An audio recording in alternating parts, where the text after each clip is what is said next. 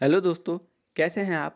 आज से हम भारतीय संविधान के अनुच्छेदों को पढ़ते चलेंगे और उन्हें याद करते चलेंगे।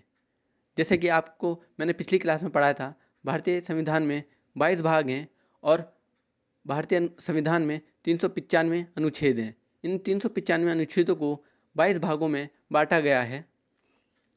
आज की क्लास में हम दोस्तों भाग 1 संघ और उसका क्षेत्र, भाग 2 नागरिकता को देखेंगे और एक ट्रिक्स के माध्यम से याद करेंगे। तो चलिए शुरू करते हैं। भाग 1 संघ और उसका क्षेत्र में केवल 4 अनुच्छेद आते हैं। अनुच्छेद 1 संघ और उसका नाम। अनुच्छेद 1 जिसमें संघ का नाम और राज्य क्षेत्र आता है। तो ट्रिक याद करने की ये ट्रिक है कि आप सबसे पहले अपना नाम बताते हैं, उसी हिसाब से अनुच्छेद पहला संघ का नाम बताता है और उसका राज्य क्षेत्र बताता है।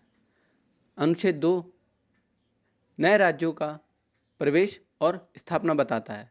यानी कि अगर हम बांग्लादेश, पाकिस्तान या चाइना के एरिया से कोई क्षेत्र जीतते हैं या वहाँ से कोई संधि के द्वारा हमें कोई क्षेत्र प्राप्त होता है और हम उसको राज्य घोषित करें तो वो अनुच्छेद 2 के अंदर आएगा। अनुच्छेद 3 नए राज्यों का गठन और मौजूदा राज्यों के क्षेत्रों, सीमाओं या नामों में परिवर्तन के बारे में बताता है। यदि हमें किसी राज्य का नाम बदलना हो या किसी एक राज्य को 2 राज्यों में बांटना हो या क्षेत्र में कुछ परिवर्तन करना हो तो वो अनुच्छेद 3 में आएगा। अनुच्छेद 4 पहली और चौथी अनुसूचियों के संशोधन और पूरक, आकस्मिक और परिणामित मामलों के अनुच्छेद 2 और 3 के तहत बनाए गए कानून हैं। ये इतना इम्पोर्टेंट नहीं है, तो इसे ऐसे ही याद कर लीजिएगा। अब बात करते हैं हम भाग 2 यानी कि नागरिकता के बारे में। अनुच्छेद 5 संविधान के प्रारंभ में नागरिकता का वर्णन करता है। तो याद रखिएगा, अनुच्छेद 5 नागरिकता का प्रारंभ है, यानी कि नागरिकता के भाग का प्रारंभ है। तो इसलिए ये याद करिएगा कि संविधान के प्रारंभ में नागरिकता। अनुच्छेद 6 हमें कुछ व्यक्तियों के नागरिकता के अधिकार को बताता है जो पाकिस्तान से भारत आए थे। तो याद रखिएगा, छठा पाकिस्तान से भारत आने वाले नागरिकों के बारे में बताता है। सातवां भारत से पाकिस्तान जाने वाले नागरिकों के बारे में हमें बताता है। तो याद रखिएगा, 5 यानी कि प्रारंभ, 6 पाकिस्तान से हिंदुस्तान आने वाले यानी कि भारत आने वाले, और 7 भारत से पाकिस्तान जाने वाले नागरिकों के बारे में हमें बताता है।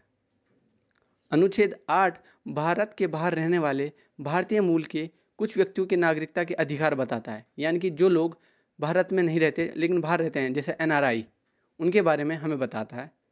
भाग 9, जैसे ही हम भाग 9 कहते हैं तो यानी कि 9 यानी कि 9 निकलता है। तो इसी से अंदाज़ा लगा के आप याद करिएगा कि भारत का स्वच्छता से किसी विदेशी राज्य की नागरिकता प्राप्त करना और उनका नागरिक ना होना, यानी कि जो लोग खुद किसी देश में जाके बस गए हैं और वो भारत की नागरिकता छोड़ दी उन्होंने खुद से, यानी कि वो हमारे देश के नागरिक नहीं रहे, यानी कि नो नहीं रहे हमारे देश के नागरिक।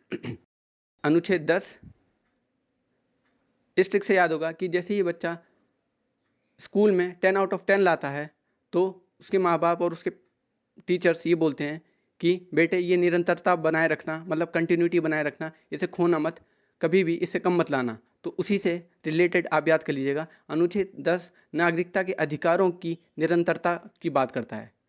नागरिकता के अधिकारों की निरंतरता यानी कि कंटिन्यूटी की बात करता है। नागरिकता के भाग में एक आखिरी अनुच्छेद, अनुच्छेद 11 है। संसद कानून द्वारा नागरिकता के लिए अधिकार को विनियमित करने के लिए है।